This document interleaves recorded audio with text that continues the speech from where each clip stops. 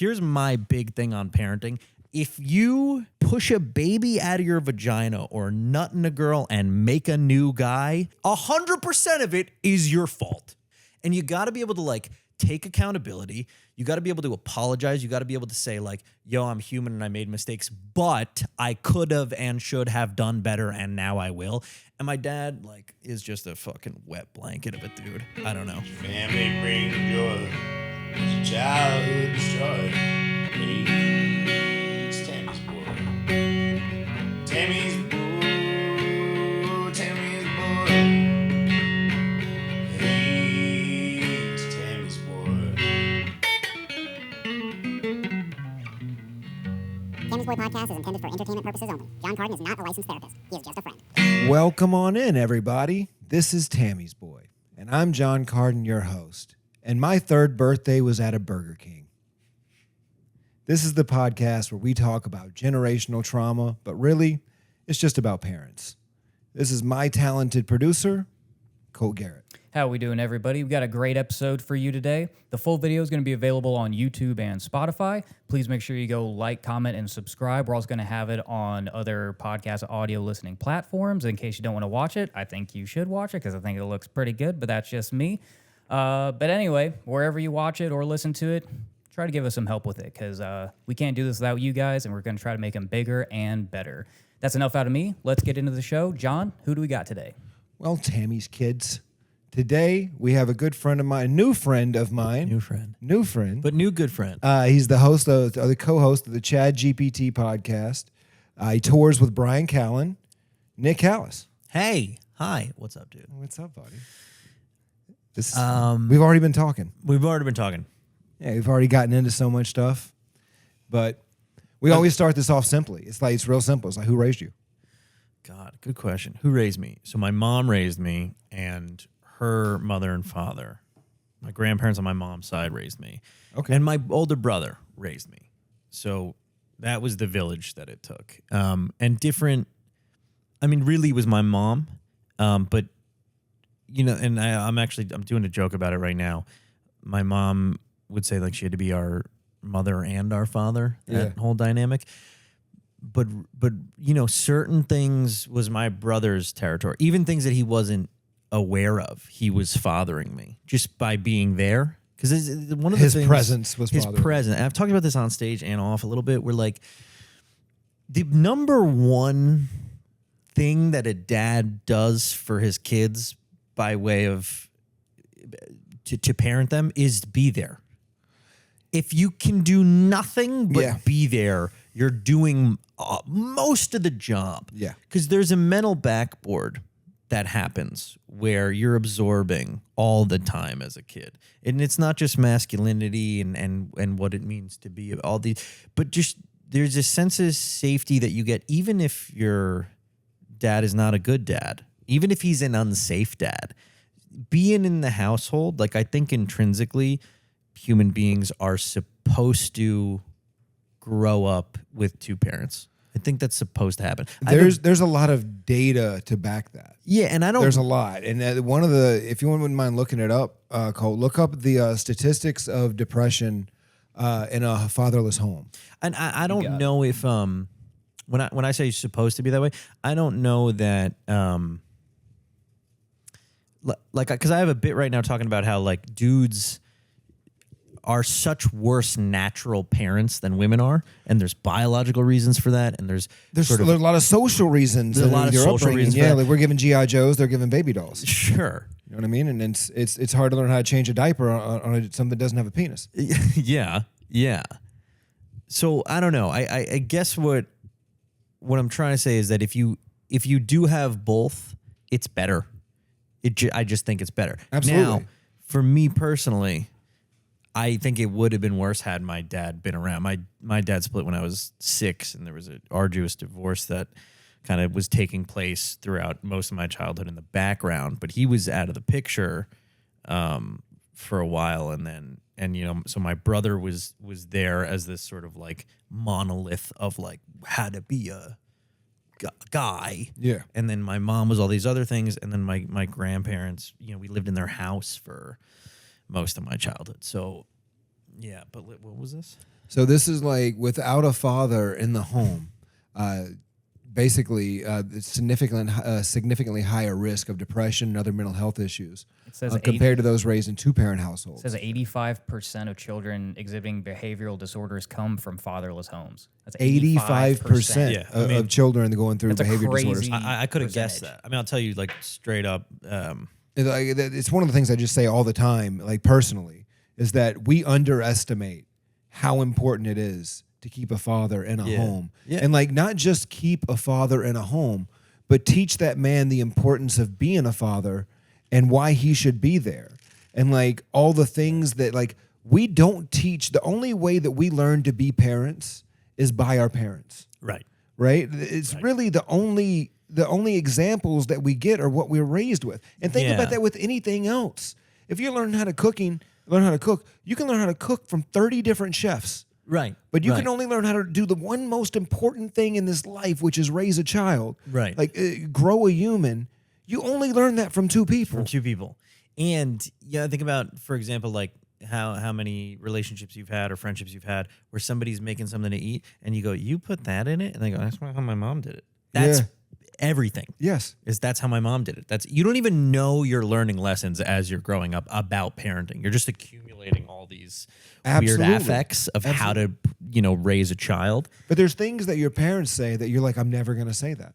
Like I've never once told my son, I'm going to give you something to cry about. Sure. Okay? Yeah.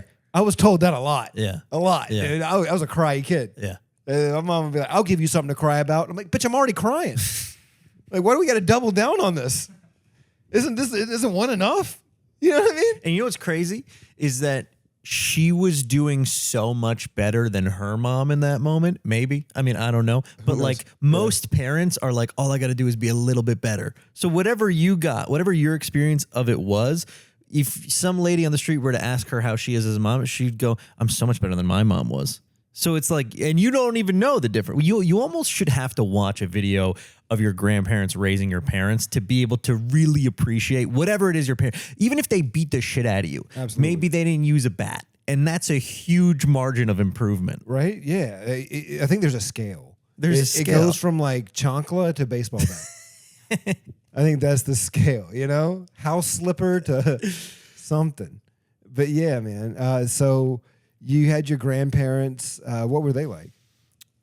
Greek immigrants. So my grandfather came. Did they speak English?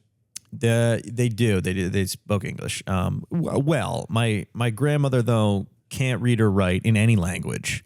I mean, she could read Greek, but she can't write. She can't. Oh, that's Nick. You want to throw me that? Did she go to school? She never went to school. She never went to school in any country. She essentially has the education of an animal. Like she's zero. So my grandfather came to this country. I'm just turning this off. When he was 17, and he was. I had a joke about it where I say it's a true story. He was a carpenter in Greece at 17, and then he came to this country and he became a busboy. So he literally went from Jesus to Jesus in a motion. That's so funny. But it's true. So he came to this country from Greece, and the only jobs available were like, being a busboy and, working on docks and stuff like that. And so he slowly put himself through night school to learn English, went back to Greece, got my grandmother from a tiny island in Greece called Ydra, and brought her back here, and then slowly learned what he needed to learn in a diner that I believe was like a friend of a cousin or a cousin of a friend's. Worked there. A Greek diner? A Greek diner. That's dude. It was there. That was the game plan. You know what I mean? For like all of Greece? For all of Greece that's what worked. And Irish people had their thing. And everybody had their thing. Indians had hotels and gas stations. Yeah. And you just, I mean, dude, think about it like that, right? You're coming to a new country. How many times have you moved to a new city for comedy and you're scratching your head going, okay, well, my one buddy said he's got a comic friend that lives here and that guy runs an open mic, so I'll just go there and start life.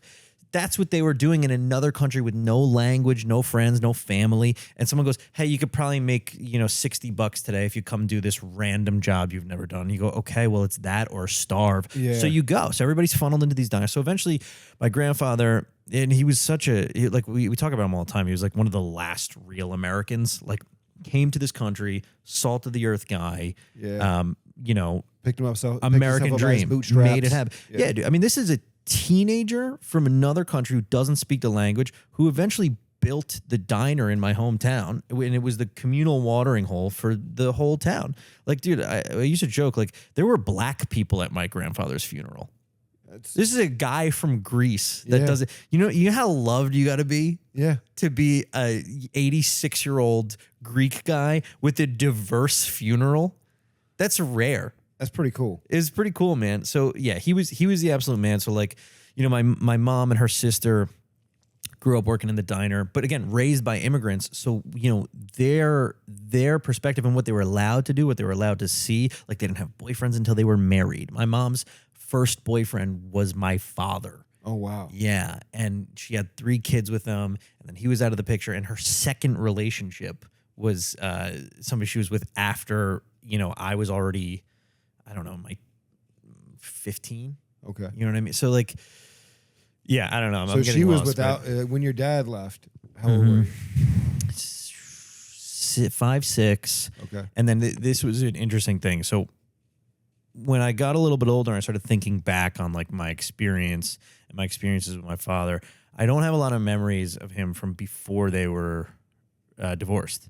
So them getting divorced put him in my life experientially for me. Obviously, he was there for the first 6 years of my life, though, out and about and not present in raising me. But them getting divorced, court-ordered visitation, he had to show up a couple times a month. And that's where my experience with him lives. Like, that's what my memories of this guy was.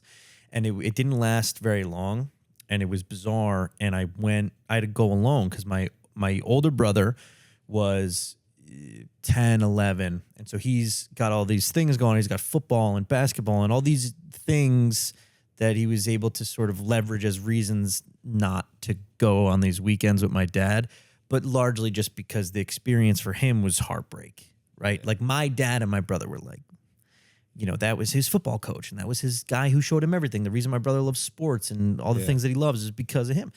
And my younger brother was so young that it was almost like he never knew the guy as. And then for me, it was, the way I say it is like my younger brother seems to have like an openness and a curiosity and a lack of judgment. He's also just got a great heart.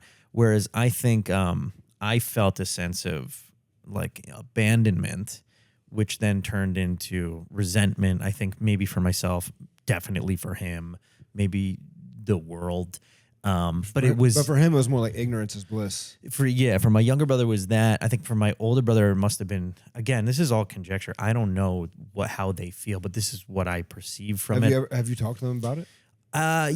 We talked extensively about like our family and about our relationship to our dad. And I think we're all on the same page, but I don't really know what's really all the way deep down for them. Yeah. For me, it was this is weird. This is unfair. It seems but I don't know that it was about him as a man, because I didn't know him that way. I didn't see him as like daddy, and then he broke my heart. It was more like the family's broken. The structure of someone broke the playground. That's supposed to be our playground. This is supposed to be our family. It's supposed to be and then that broke. And to the statistic you brought up, I could tell you I remember starting to encounter thoughts that at the time I didn't recognize was anxiety disorder in the form of OCD. I developed really, really young ruminatory pure OCD, which evolved over the years, and I've not like talked about it a lot. I think I maybe used to be embarrassed, though. Not embarrassed, but like, this is a weird thing. I don't care now, but I used to have all these rituals, and they would look a little bit like prayers. And for a while, they were physicalized to the point of they looked like tics and Tourette's. And it was all just this anxiety disorder. So like if I had fears about something that might happen to my mom or my brother or myself, I would go, okay, well, that's not going to happen if I do this. And maybe I would do like a little snap thing, or I would crack my knuckles, or I would whistle, or I would breathe a certain amount of times through just my nose, then my mouth, or I would, all these different weird little things. And at some point my mom recognized them and took me to a neurologist, because she was like, I think my son has tics or Tourette's or something. And I remember being really, really nervous about it because it was a private thing that I did. It was this agreement that I had with myself that I got to do these things, otherwise these bad things are going to happen. And of course, that's not a conscious conversation. That's just what you feel is the case. And so I'm sitting with this neurologist, and she asks me point blank. She goes, "Are you doing these things, or are they happening to you?" And I knew the truth, and I knew the answer was I'm doing them. And I also knew, and maybe I was wrong, but I felt that I knew a brain scan was coming if I said they're just happening to me, which was also true in a way. You know what I mean? Because if it was really up to me to do them or not, I wouldn't. I don't want to be doing this shit that I'm hiding in school under the desk because I don't want to be seen wigging out, because that had happened a couple times and I had to just kind of play it off in some weird, hilarious moment. I was very ashamed of that. I felt like at the mercy of these compulsions because they were rampant when I was a kid. They were all the time. And I was such an emotional person and very creative kid. So I was just kind of always negotiating with my obsession all the time. And so I tell the doctor that, and then she goes, "Oh, okay." And then I think she talked to my mom for a little bit, and then we went home, and then my mom, just on the way home, halfway through the drive, she said, "Try not to do that stuff." And, you know, and I think about it now, and I feel so much sympathy because, like, my poor mom, who's a young woman at the time, is, like, seeing how circumstantially I was affected by what really she had to go through. Like, it was like a lightning bolt just hit her. My dad being the way he was, right? There was so much. There was, you know, I won't even get into it, or maybe I will later. Did your dad drink? Yeah, he was an alcoholic. You know, drugs, jail, fighting, abuse, like you name it. It's all there. And this is my mom got married when she was 19. This is a 19-year-old chick from New Jersey who's a virgin and an angel, goes to church and, you know, works at the diner. Like, who doesn't want that girl? She's a dream, right? And so, and then my dad hits her like a car accident and just, you know, disassembles her life with children she's taken care of by herself. And now my mom's got to watch me go through this weird psychological thing that she didn't even get to finish college. She doesn't know what's happening. So she's just battening down the hatches, trying to make everything okay all the time. So I was kind of just left to my own defenses as far as like my own mental health and trying to figure it out. And the weird thing about OCD is that what it is you coming up with psychological medicine for your condition. And the best explanation you have for yourself is that, well, I get these feelings and I get these fears and I get these bad ideas that make me feel bad, but control would be really nice.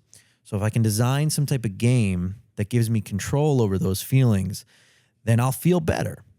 And it works. But the problem is once you start the game, you're in the game. And you can't beat the game because the only way to feel all right is to play it. Yeah.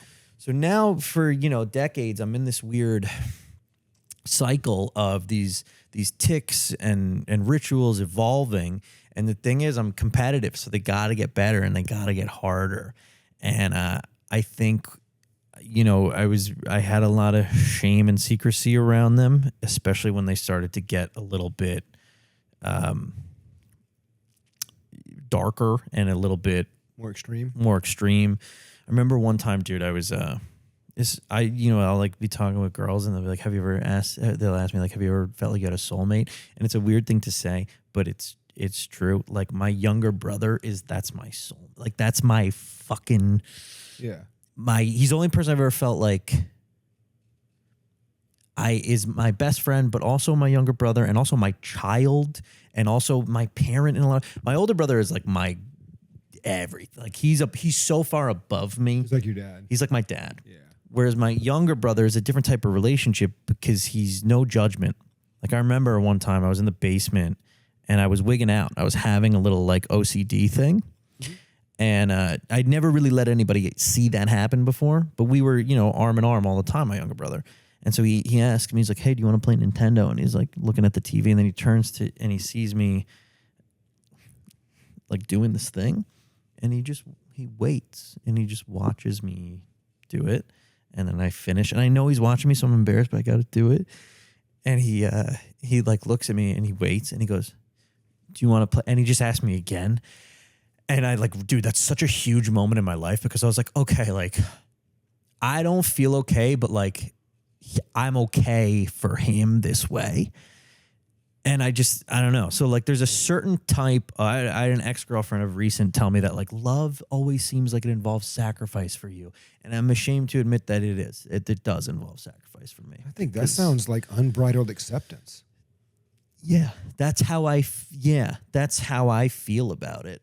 It was just like the purest form of acceptance. Like, Yeah. let him do his thing and then let's do the thing. And then let's do the thing. And I Yeah. never, and also I was so insecure as a kid. I'm so insecure now, but I was so insecure then because I think I didn't know that I was telling myself on some subconscious level that everything was personal and that it was my fault. Whether it be the divorce or whether it be that kids make fun of you. I didn't know that that's the world. You know what I mean? It just feels like it's all because of Nick. Yeah. And so I think I started to overcompensate like we all do, right? Like I was a funny kid and I was a talented kid, which made my compulsion to be funny and to get attention really a fun process because I was good at it. And when I was a kid, I felt completely I felt really dumb. That was a big thing for me as a kid. I felt like I was stupid. I didn't know things. That explains a lot because I'm listening to you now and your vocabulary is immense. I use monolith casually. You know what I mean? I was like, all right, dude, I get it, bro. I was like, I get it. Shakespeare, all right, Voltaire. I don't know. I mean, you know what's funny? When we were at the diner, I can't remember what it was now, but I had said something like some, $5 word and you were making fun of me for it. And then your response to make fun of me for it was an $11 word. And I was like, what are you talking about? I felt dumb as a kid too.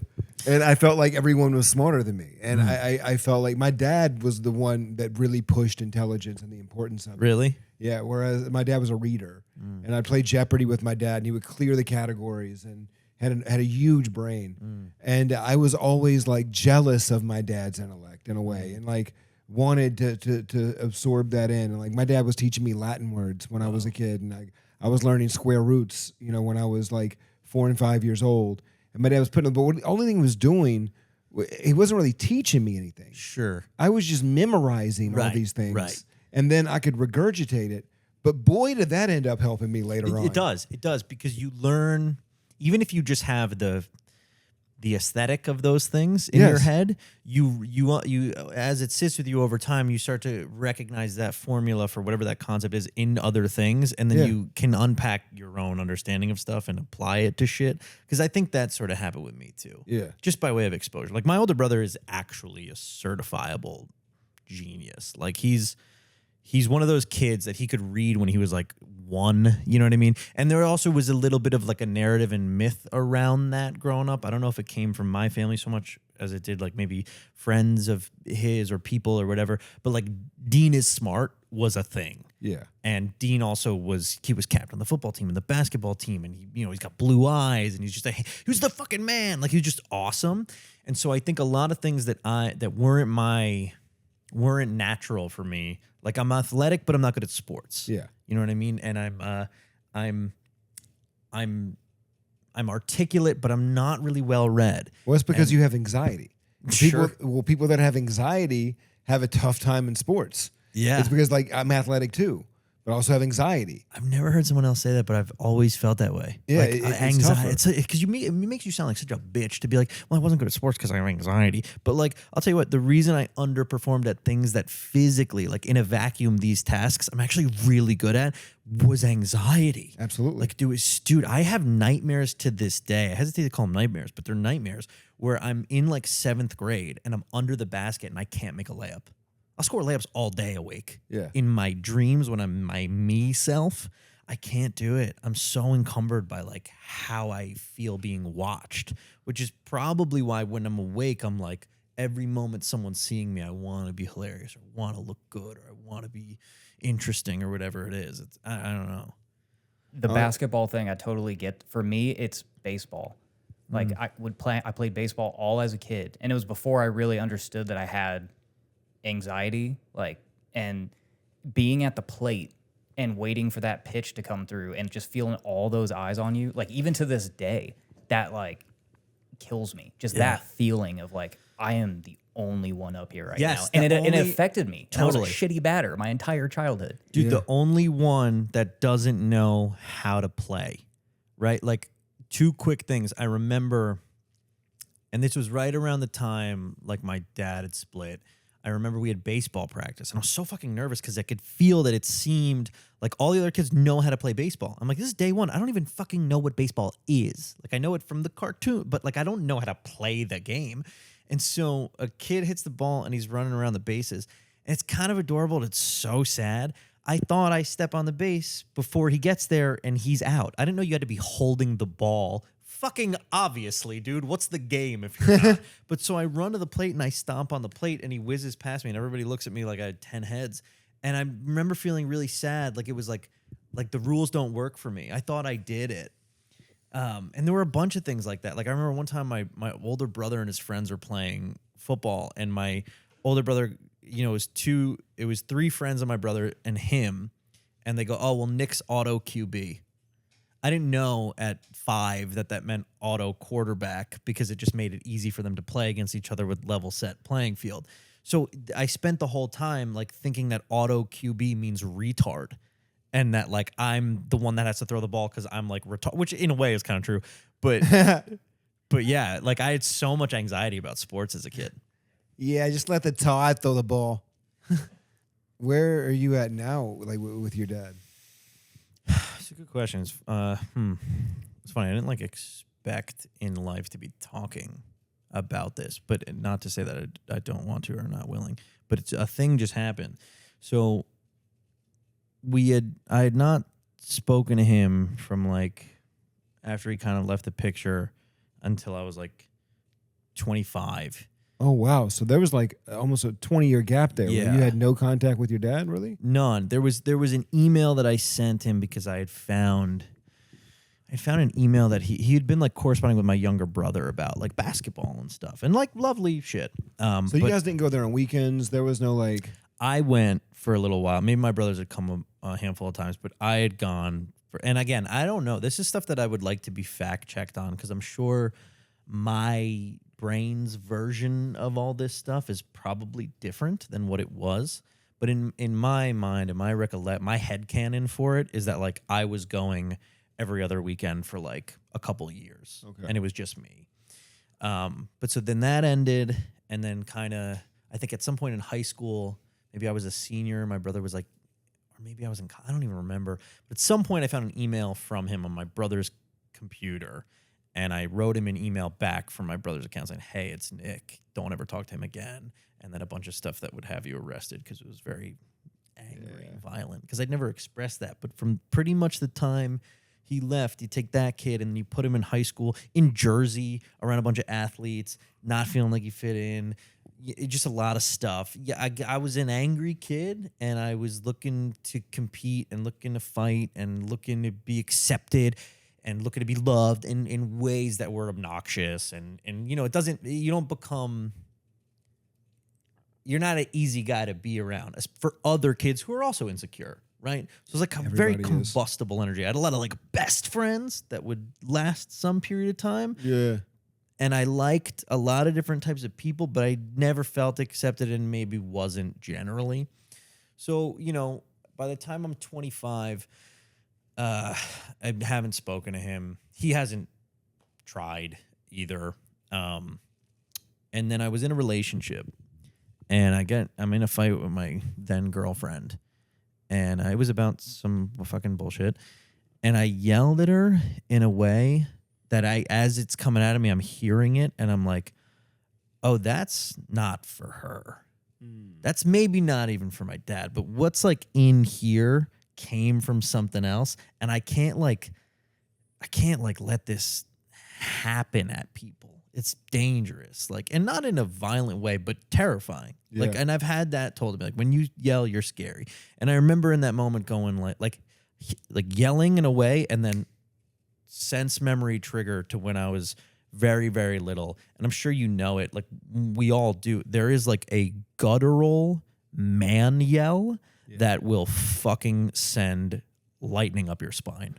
I've witnessed it, man. Yeah, I had a stepdad that went crazy one time, and like this is back when there were no cell phones, so he just ripped the phone cord out of the wall, and then he's knocking over bowls of Cheerios. He's like flipping the table. Yeah. He's throwing the couch cushions. He's cutting them in half. He's Yeah. like turning over TV, screaming the whole time he's doing it. I remember I was like 5 or 6 watching this, and like every piece of you is just frozen. Like you're Dude. and it's terrifying. It's so scary, and that I think maybe everybody has a different fight or flight response to it, but my body memorized that feeling really, because I had a similar thing. I must have been 4 or 5, and we were at the beach, and we're in this house, and there's a big fight, and I was so scared that I went upstairs and I was under a table, and I remember thinking that maybe crying or covering my ears would help. And so I do. And my older brother, who was such a fucking Chad G, he was in the memory, he's 48 and ripped. He was 9 years old at the time. He sees me and he's like, stop, you're being such a baby. Like he was unbothered. And I'm sure he wasn't. That was how he was bothered, but he wouldn't let me see that. He wouldn't let himself feel that way. And I remember going in that moment like, oh, I'm dramatic. Like I'm a little baby. And then I think weirdly that mutated into using drama and using, but in that moment, that feeling, that guttural scream, like it stayed in my spine, dude. It stayed in my spine. And for years, this is such a weird thing. I would see dudes in life that from far away, they maybe look like my dad. And maybe even if sometimes I would go, oh shit, is that my dad? And there's a reason for that too. Like my dad used to do weird shit where like I remember one time, when we hadn't seen him in years and years, he had shown up to the school, like snuck into the school, and he just waited in the bathroom for one of us to come. Because I'm sure he was in some phase of like, they're taking my kid, whatever, fucking, I don't know. But so there was this, and it was probably imagined, but there was this like looming threat of that, like the big bad wolf is around every corner. And so sometimes I'd be in the mall and I'd see a guy who had like a similar gait to my father or a hairline to my father, and I would literally freeze. I would get petrified. I have one really specific memory of that having happened a bunch in my early teens, and then being at the football field for one of the games and my dad showing up, and I fucking froze. And I at this point I'd been training myself for if I see him again and he shows up, and I screamed at him like I was some kind of tough guy. I probably sounded like a parakeet. Yeah. But that was like who I had to be, like preparing myself for like one day kind of thing. So then I'm, 25 years old. I'm in this relationship. I kind of recognize that something's not good deep down. And this like method of feeling okay by way of do a good show. Because I was doing stand-up at 17. Do a good show. Get with a girl. The girl likes you. The crowd likes you. I was drawing comics at the time. I was making sketches and stuff. All these things to validate. And it wasn't really working. And I was self-aware enough to see that this isn't going to last forever. These things will run out. Of like, there's no efficacy long-term in fucking a chick or getting a lat or whatever. And so my brother, who had been speaking to him, I think my younger brother too, were like, they said, because I'm the biggest Eminem fan on the planet, and they're like, you don't want to be Eminem rapping about your mom at 40. You know what I mean? Deal with it. Yeah. So I went and we had coffee in Midtown Manhattan, and I talked to him. And I remember one of my comic buddies in the city was joking with me, like on my way there. He was like, I looked really good. I looked like I was going on a date. He was like, I feel like you're either going to fight him or fuck him. And in a weird way, there was a part of me, it's not that I wanted his approval necessarily. I think it was maybe, it's so corny to say, but like, look at what I became without you type shit. And I don't know that I was ever more eloquent and articulate and all these things. And at the same time, I'm searching for something. Like I want answers about, and I don't even know what the questions were, but I wanted answers about like, who am I? How much of you am I? Where do I go? Where does this gonna end up? Like shit that you just, again, that background thing, like having a dad in the house makes you feel okay with the insecurity of life because there's an older you in front of you still alive and fine. Holding things down. Mostly holding things down. And I just didn't have that. So I had these pseudo father figures in cartoons and comic books and rappers and shit growing up. And sometimes like teachers and just an older kid at school who was kind of cool and skateboarded or whatever. Like I had that fucking puppy dog energy of like, I can help me. I'll help you, you know, just that thing. And then I sit with him and I talk with him and I get kind of none of the answers, but maybe it felt, okay, well, maybe I just am supposed to get over all the shit and I bury that. And then this is what our relationship is. And we'll have coffee every once in a while. And then that'll be that. And so I tried on different feelings. I tried on what does it feel like to feel proud of being this guy's son who, you know, it probably wasn't easy to be a piece of shit. That probably sucked for him. So, and I've made mistakes, so I get it. And maybe the forces that made him make, even if they were himself, that made him make those mistakes, maybe those are greater than the ones I've dealt with. So maybe I should have a lot of empathy for this guy. And so I did all that work and I tried to find room for him in my life. But there was no exchange of accountability. And here's the thing, dude. Here's my big thing on parenting. At some fucking point, if you push a baby out of your vagina or nut in a girl and make a new guy, it's on you. Yeah. It's fucking on you. Yeah. Whatever happens to the kid, it's on you. By the time he's an adult, okay, maybe you take your hands off the wheel of accountability a little bit, and now that's its own individual human being. But a child, 100% of it is your fault. It's you. And you got to be able to, like, take accountability. You got to be able to apologize. You got to be able to say, like, yo, I'm human and I made mistakes, but I could have and should have done better, and now I will. And my dad, like, is just a fucking wet blanket of a dude. I don't know. I mean, And it's just zero accountability and for also, what the like, absence did. Yeah, dude, and went through, nothing's his fault. Like a chick, sorry, but like Yeah. a fucking, like a Zero accountability. zero accountability, and also like was in AA, so has that thing of like, well, I'm not in control of anybody else's happiness. Nothing makes me more angry than Make that. amends, bitch. Fucking be a man, dog. Yeah. You're a man and you're a father. You know what your job is, dude? And this is, I don't want to get like too gendered about it, but like there is a specific role that I think, and again, generalizing, by and large, men have in a relationship, which is maybe it's only 2% more, but a fucking majority. Guys gotta just take it on the chin. Even when it's not your fucking fault, it's your fault because it's your responsibility for shit to be all right. Yes. And this dude just didn't do that. And so it got to a point where I was lying to myself on behalf of him so that we could have a copacetic relationship that involved me having to sit through fake memories he's telling a table of family and friends so he can feel like he was present in a way that is just non-canonical. It's fucking insane. And so at some point, I stepped away. I tried to keep it pushing. And then something just kind of like snapped in me where, because I was with a girl at the time and I couldn't understand why I couldn't wrap my head around becoming married and having children. I just, all these like mental hurdles.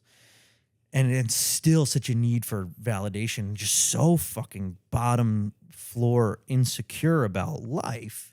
And then I realized, I was like, oh, I've just never told this guy who's like the antagonist of my existence that he is that. And as a matter of fact, I've had some coffee conversations with him where like he thinks everything's roses. And so I don't know if I was maybe 26, 27 at this point. I was, Hey, you doing all right? You didn't need me, you know what I mean? I mean, dude, That it's kind of a thing? Even weirder and deeper than that. And I kind of get what his approach is, but like you ask, like, who's the biggest Nick Callas stand-up fan on the planet? My dad would say it's him. Like, this motherfucker talked to me like he'd been waiting in line, like Stan in the rain to get a fucking signed Broncos cap. Like, the dude loves my shit. Does he actually feel that way? I like to believe so. I think I'm pretty good. But I think really it's that was his way of overcompensating or maybe even having some attachment to how all right I ended up despite him not being there, because maybe it makes it easier for him to tell himself that he didn't do a bad job. I don't know what the math is in his head, but I didn't like it. And so I sat with him. I don't know if it was towards the end of the pandemic, and I just told him, like, here's basically my life story. Here's what you don't know. Because I show up to coffee and I look good and I'm doing all right in life, but here you don't really know. And so I told him everything that I felt and thought of him and myself and what the fuck my mom had been through and what our life at home is now because, or maybe due to you not being around. Or due to you not being willing to do any work. Anything. Yeah. Show up. And obviously, because he's, you know what's so crazy, dude? It's actually hilarious. I've been trying to find a way to like make it funnier than it is grotesque. But like I tell him this thing, you know, I'm spitting, I'm angry, there's veins in my neck. We're in a Starbucks and people are around. And I had said something to him and he referenced my mom and I snapped and I was like, I'll take your fucking head off if you ever say her name again.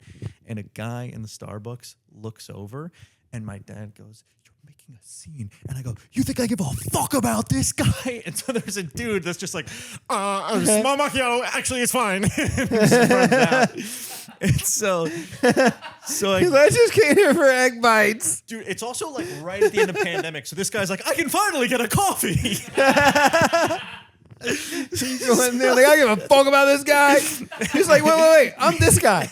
Like, that's me. He's like, wait. Some old dude and a guy that looks like a younger him crying are like going through it. And it's, by the way, and I don't know why, but this makes it so much funnier. It's a Starbucks in a Barnes and Noble. So there's people like looking to like electricians. There's somebody for dummies. browsing periodicals while you deal with deep childhood trauma. A guy just picking up the Oedipus book and fucking. Oh, that's so funny. Somebody's picking up a book, How to Be a Better Father. Right. He's stoned and he's like sketched out. He's paranoid that people are talking about him. Right. And you're just like, yeah, I give a fuck about you.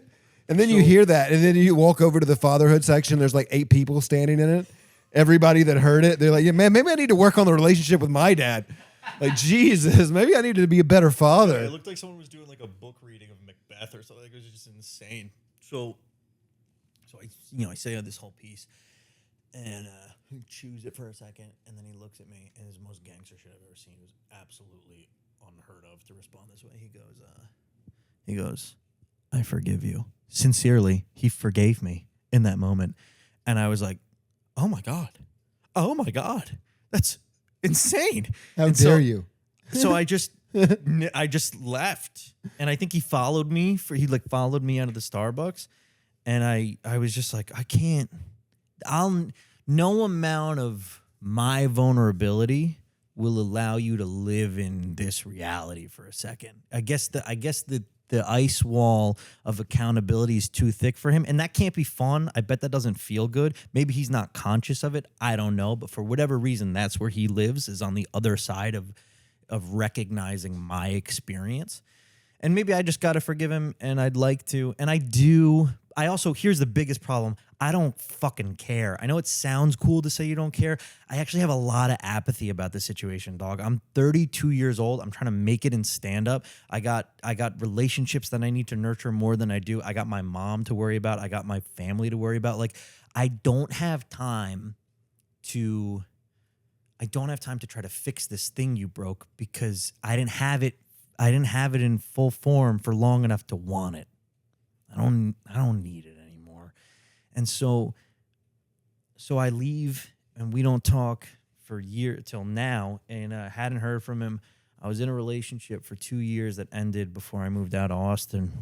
And there were a couple of really dark days in that, a lot of really dark days in that relationship where I encountered a level of just sort of my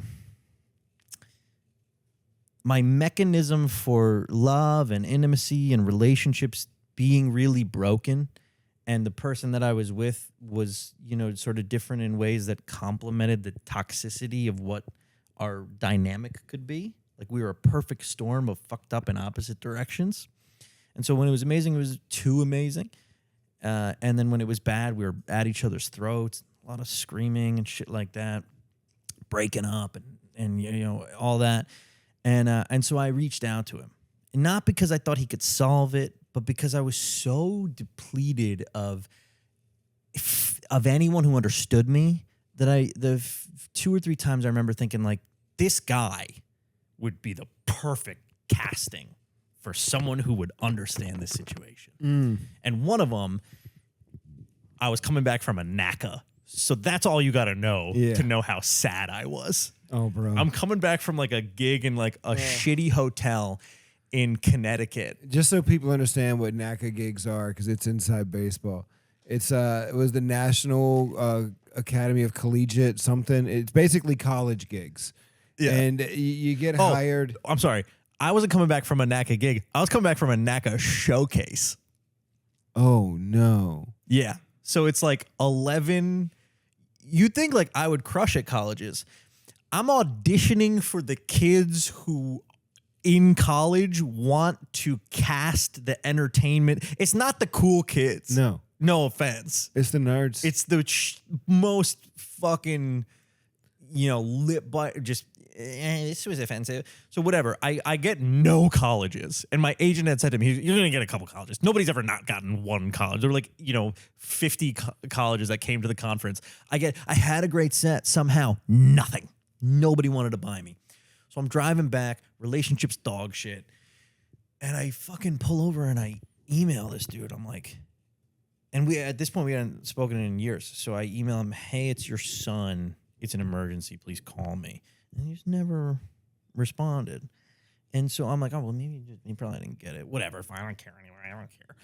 And then, some time goes by, and my older brother speaks to him, and he was like, hey, what? Did you ever? He was like, oh, yeah, I got that email. I just didn't want that toxicity in my life because I yelled at him in a Starbucks. And then we moved down here. And I don't know if he finds a way to look at my stuff, or he could just YouTube it or whatever. But there was a while where he would email me my own shit I posted 38 seconds ago. I'm like, this was amazing. So I know he sees my shit. I don't know if he saw. Nicky told me he thought he probably looked at us doing shows with Callan and wrestling with Callan and YouTube videos and shit.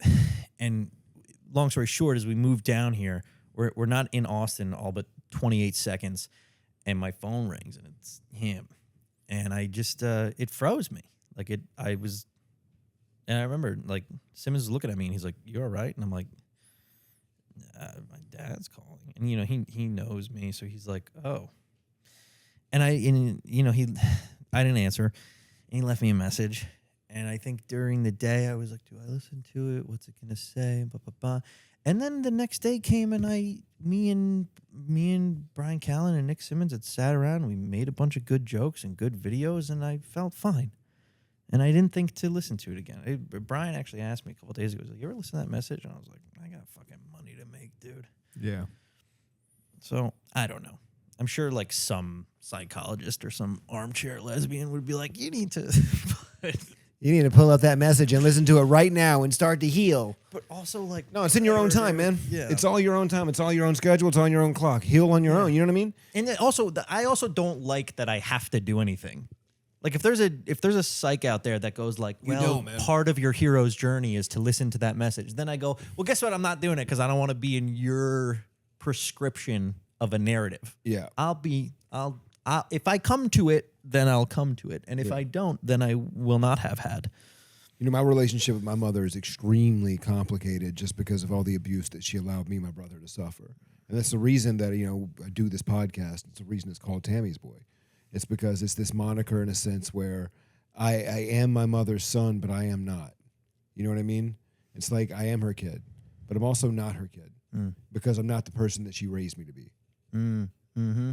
I'm a completely different person than I would have been if I would have completely accepted my mother's influence. Sure. And I wouldn't have identified the codependent patterns and all of the manipulation and the lies and all of the things that she used to control. Right. My mother could control a narrative like in nobody's business. I would go to school with literally marks all up and down my arm, like bruises from where my stepdad would beat me with a belt on my arms. And she would lie to the social services when they came. Right. It's like, no, he doesn't abuse them. And it's like just allowing it to keep going. And so last year, my brother still has a relationship with my mother. I don't. We don't talk much. And she had flown, and my mom is somebody that can't take responsibility for spilling the milk. So you're talking about no accountability. Brother, to her, me and my brother were still bad kids. Sure. We weren't heavily abused. We weren't starved. We weren't manipulated. We weren't forced into hard labor. All these things, we were just bad to her. So I get a call, and I blame my brother for this. But my brother gave her my number.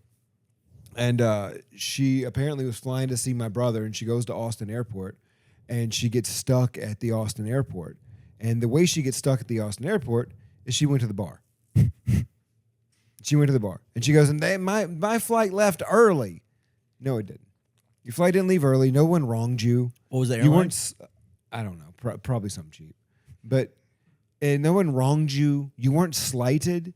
And I grew up thinking that my mom was constantly being slighted. Sure. That the world was against her in a way. You know what I mean? And it wasn't until I got older that I realized what an aspect of her mental health, Right. or lack thereof, that was.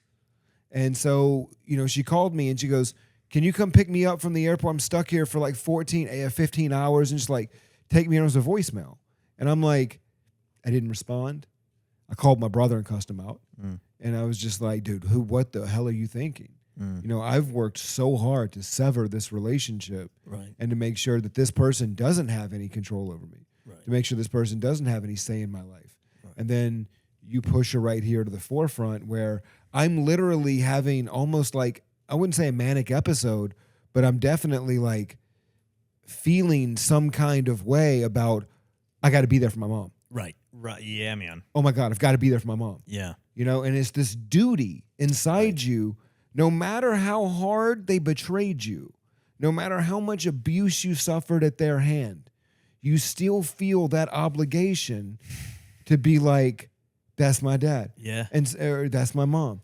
And so when you're saying these things, you know what I mean? Like, yeah, don't care if you text back. I know what it is. And I know that you want more than anything when you're like, hey, Dad, I've got an emergency.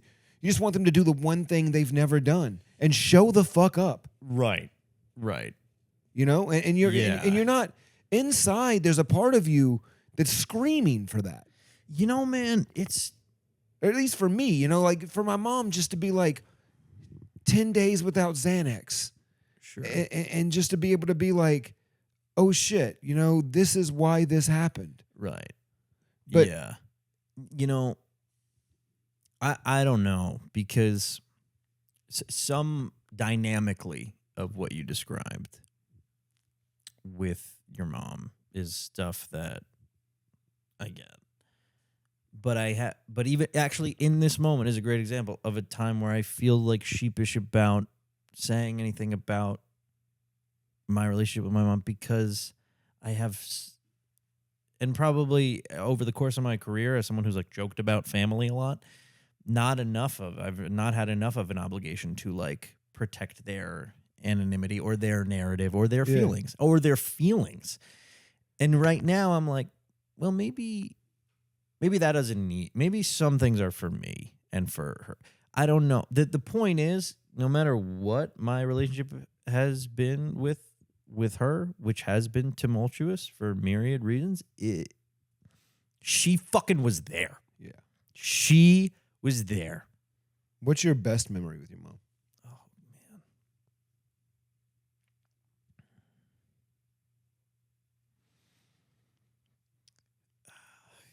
There's so many. Like, there's... What's a favorite?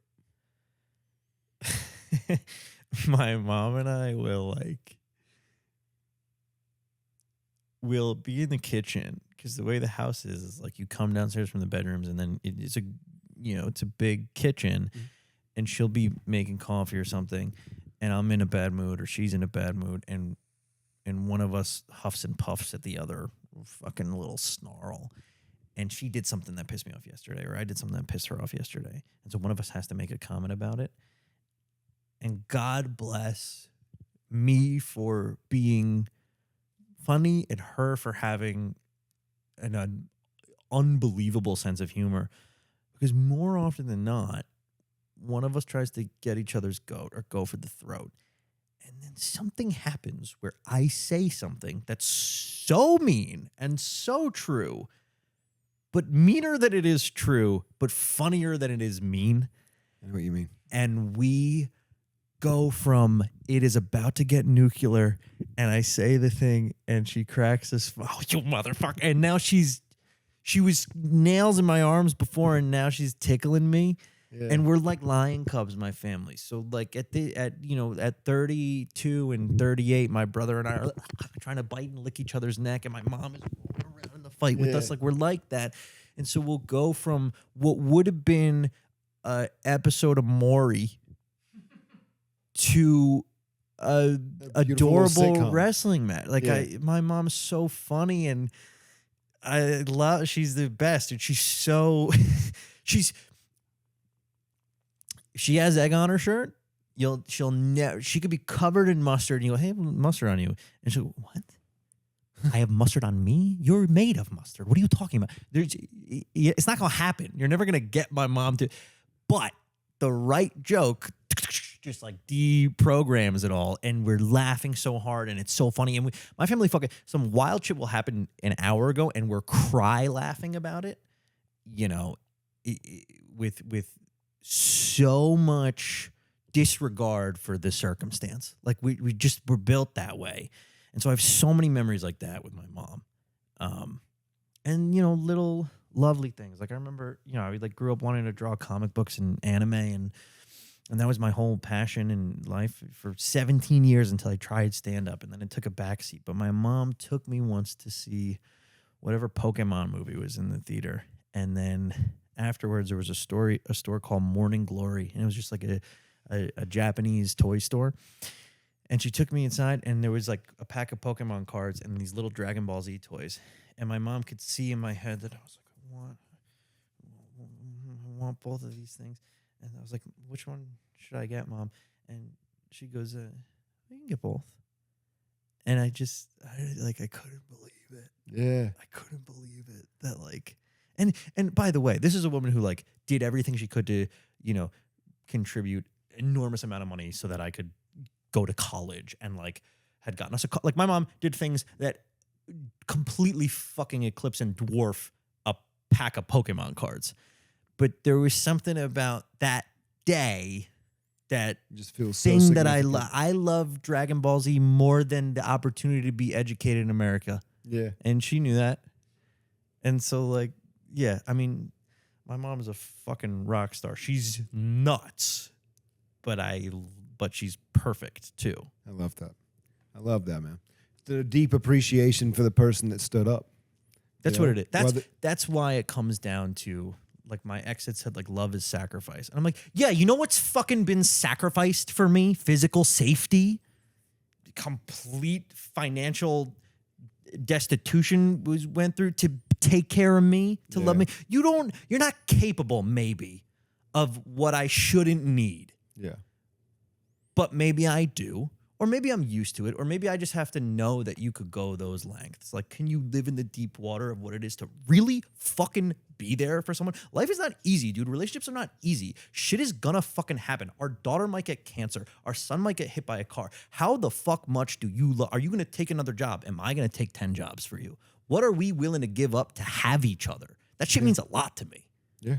We didn't have a lot at times, a lot.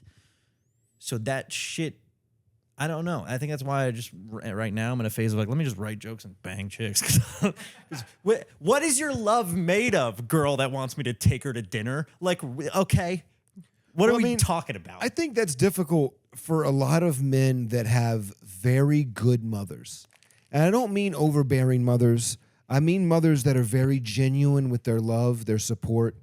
And I think it's difficult for any woman to replicate that. Yeah. And sometimes replication isn't even enough. Sure. You have to do more. You have to be more. Yeah. And how do you be more than someone that is destined to love this being Sure. more than other Yeah. beings? Yeah. And it is such a difficult pair of shoes to wear.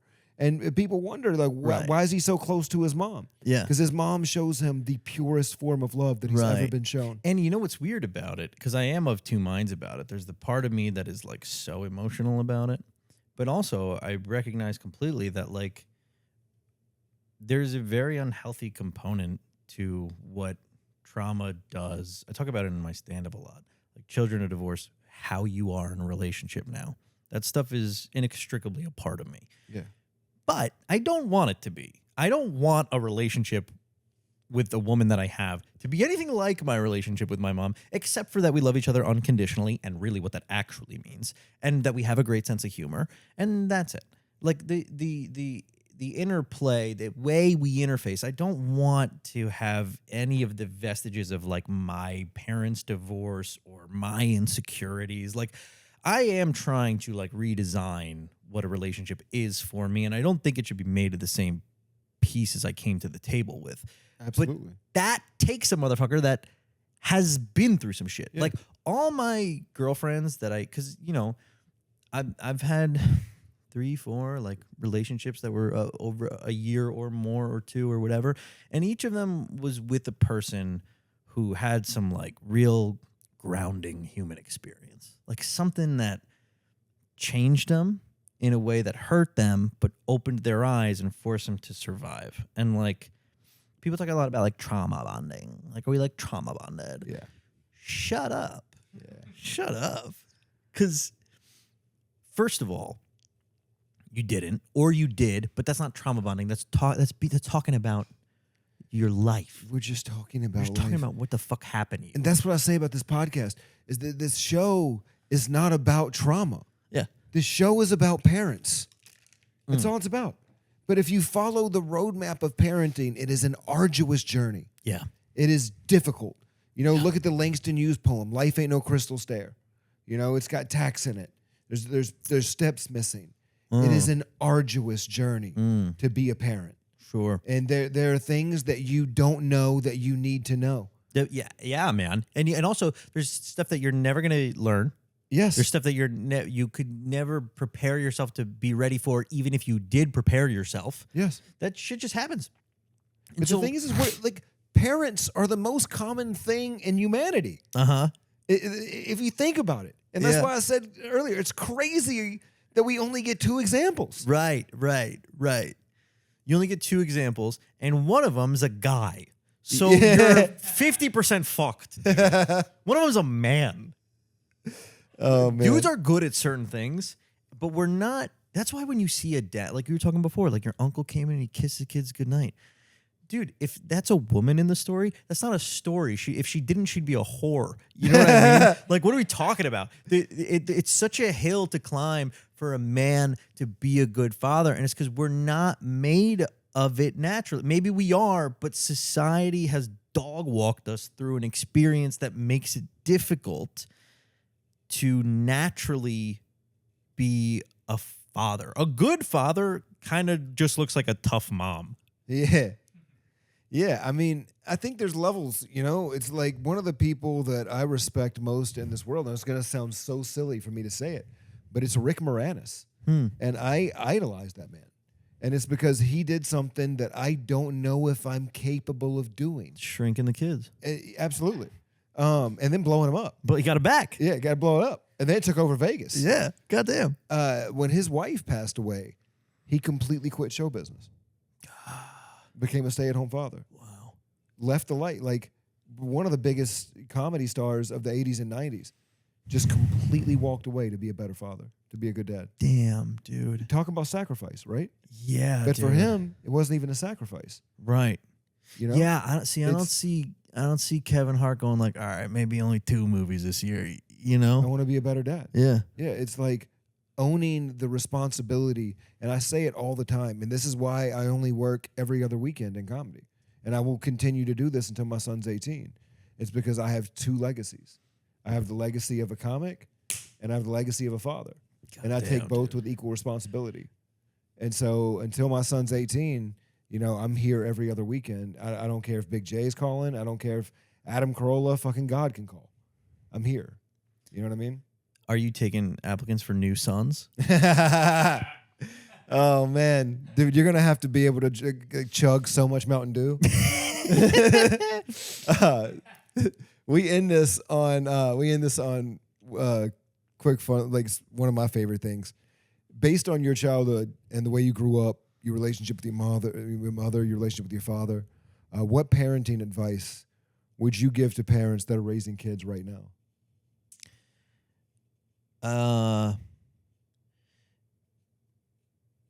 You gotta be silly. You might not be a comedian or an actor or something, but get on the ground and pretend to be a dog with your kid. Like, dude, the joy that you put in a child by getting on their level, and going like, this thing that you feel, imagination, I have it too.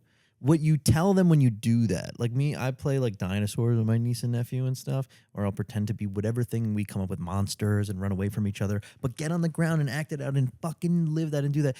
It preserves in them that creativity and thought and imagination are important and good, because they're those things. Imagination is one of the only things that you don't have to get. It's just in you from the second that you arrive, and it'll stay in you as long as you feed it a little bit.